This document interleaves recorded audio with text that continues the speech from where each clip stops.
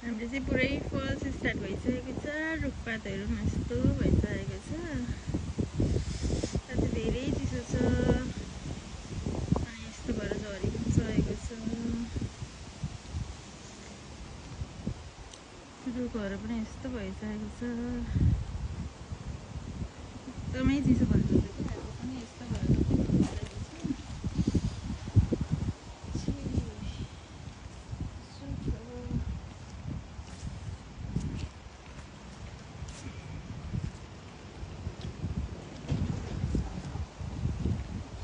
झरिसकेको छ। कलर कस्तो दामी भएको छ। यस्तो छ एकदमै राम्रो कलर देखिएको छ अहिले चाहिँ। चिसोले गर्दा फुलहरू पनि सबै यस्तो भइसकेको छ। यस्तै छ अस्तिको फुलबारी यस्तो भयो हाम्रो चाहिँ।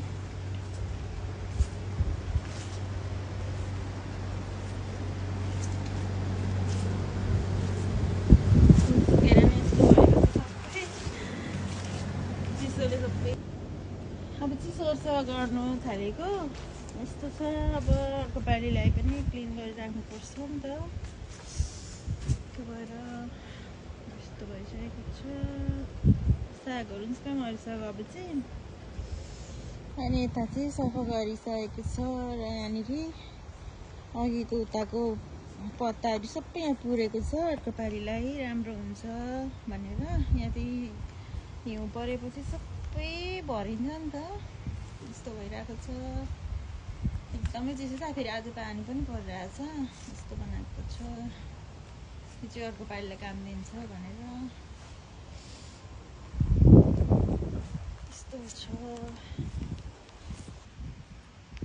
यसरी मुनिबाट पत्ता लगाएर चाहिँ माथिबाट यो जालीले छोपेको। अनि हिउँ पर्दा पनि यहाँ माथिबाट बस्छ अनि तल पत्ता कुहिएर पछिलाई मल बनिन्छ भनेर यस्तो गरेको छ हाम्रो चाहिँ। यस्तो छ सबै यसरी भित्र राखेको छ। यसरी भित्र छ अनि यसरी पत्ता हालेको छ सबै। यस्तो बनाएको छ। अर्को पालिको लागि तयार गरिएको हो।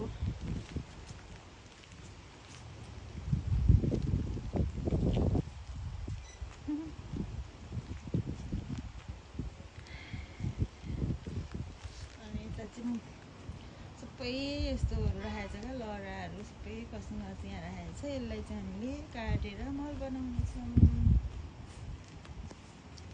बनाएको छ सबै। अस्तिको हरियाली चाहिँ अहिले हाम्रो यस्तो रात भइसकेको छ। अब हिउँ पर्छ त्यही भएर सबै सफा गरेको। अनि हाम्रो अलिअलि साग चाहिँ छ है अझै पनि यहाँनिर यस्तो छ। यो चाहिँ हिउँ पर्ने बेलासम्म एक साग दुई साग खानु पाइन्छ नि त। यति नै हो अब यसपालिको।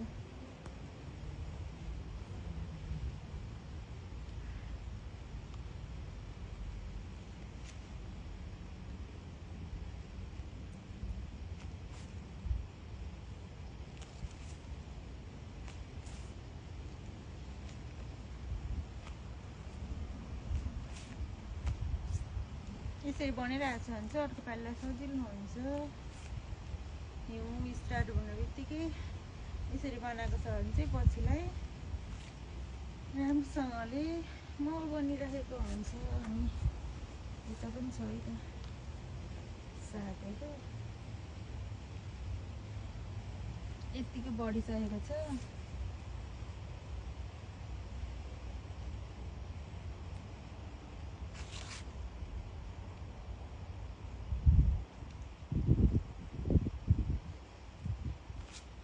यता चाहिँ यसरी बकेटमा राखेको छ। यो चाहिँ तयार पारेको अर्को पालिलाई यस्तो छ। त्यही हाम्रो चाहिँ अब नेपालीको लागि सकिएको छ।